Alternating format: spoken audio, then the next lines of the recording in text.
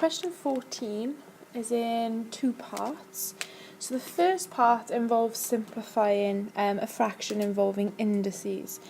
So what we can spot here is that the top and the bottom both have something to do with x and also something to do with y. So we can almost deal with each half of this fraction separately. So we can worry about the x's, then work out the y's, then bring them both back together at the end. So if we work out the x's first, then what we're doing is x to the power of 3/4 divided by x to the power of 1/4.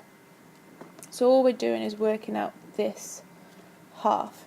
So we know that when we divide indices, as long as they have the same base, which here is x, we subtract the powers. So we're going to end up with x to the power of 3/4 minus 1/4, which is x to the power of 2/4, which is x to the power of 1/2. So we've worked out the x side, the left hand side.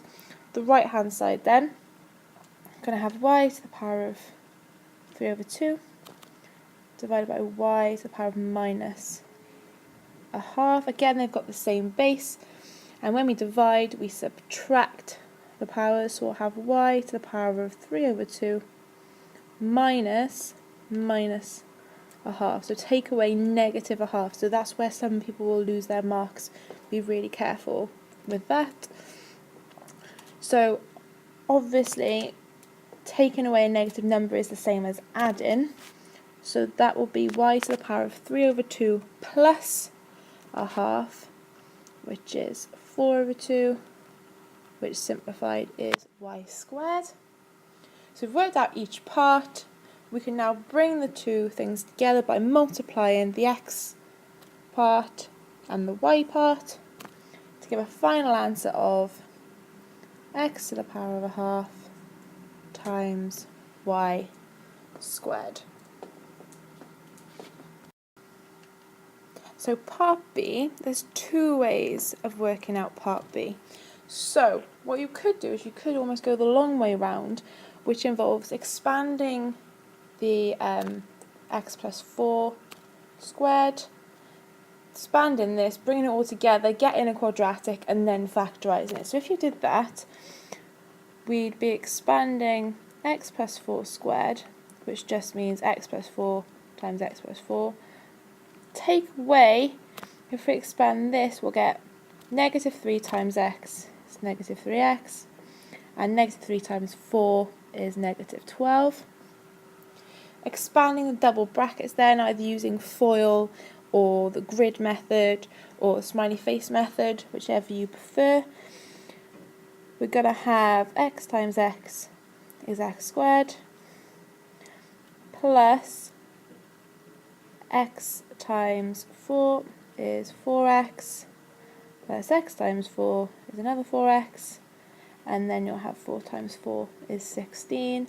Then we've still got the negative 3x minus 12 at the end. So if we simplify all of this, then we'll have x squared.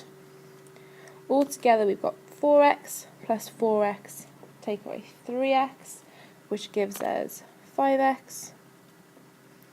And then we've still got our constants, so we've got 16 minus 12 is positive 4. Now we've done all that, we can now factorise that, finding two numbers that multiply to make 4 and add to make 5. Well, that would be positive 4 and positive 1, so that would give you the answer.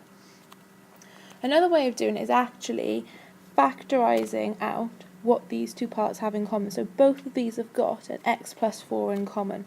So we could factorise out the x plus 4. Now we have to work out, right, what do I multiply x plus 4 by to get x plus 4 squared? Well, I multiply it by x plus 4. Then what do I multiply x plus 4 by to get minus 3 x plus 4? Well, I multiply it by minus 3. So nearly there, just to simplify, x plus 4, if I simplify what's in these squiggly brackets, I get x plus 4 take away 3, which just leaves me with x plus 1, and I get exactly the same as I did in my previous method. So either of those two methods are absolutely fine.